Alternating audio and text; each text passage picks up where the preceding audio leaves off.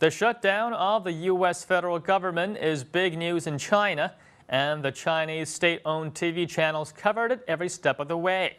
And according to a Weibo article that cites Reuters, the Senate leaders announced last Wednesday to end the political crisis and continue to allow the federal government to borrow money and keep the government running. Now, this is great news for China, who has more than $1 trillion worth of U.S. debt, and should the U.S. have defaulted on their debt obligations, then the value of the debt owned by the Chinese government would have been severely compromised. The deal, however, is only a temporary solution, and it doesn't solve the fundamental issues, which is that the American government is spending more than what they make, and that the federal government will possibly face another shutdown on January 15th when they run out of money again. Now, the United States is the biggest economic force in the world, and a federal government shutdown or a default on American debt would have far-reaching consequences that will ripple throughout the globe, which has led the Chinese state media to blast the American political and debt situation and call for a more de-Americanized world. Okay, and now let's take a look at what Chinese Weibo users had to say about this story.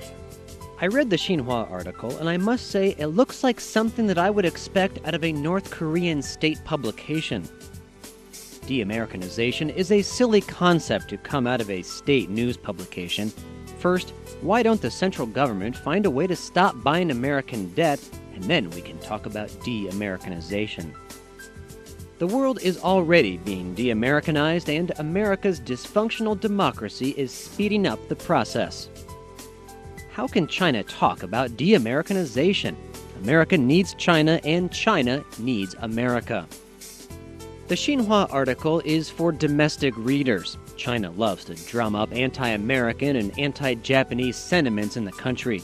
It's their tactic of diverting public anger to an outside target when clearly the problems are caused by the Chinese government itself. As long as the American dollar reigns supreme, the world will be Americanized. According to a Weibo post, an article was published on Sunday, an opinion editorial from the state news agency Xinhua, which called for the world to start considering the building of a de-Americanized world. According to NBC News, the Xinhua opinion piece stated that the days when the destinies of others are in the hands of a hypocritical nation have to be terminated, and that the new world order should be put in place, where all the nations, big or small, poor or rich, can have their key interests respected and protected on equal footing. The NBC article, however, also states that while Beijing may be frustrated with Washington, and despite the Chinese government's desire to diversify their holdings, Beijing will continue to buy U.S. Treasury bonds out of political and economic necessity, and that as long as China's economic growth and stability are boosted by American debt, the bond between the two countries will continue to endure.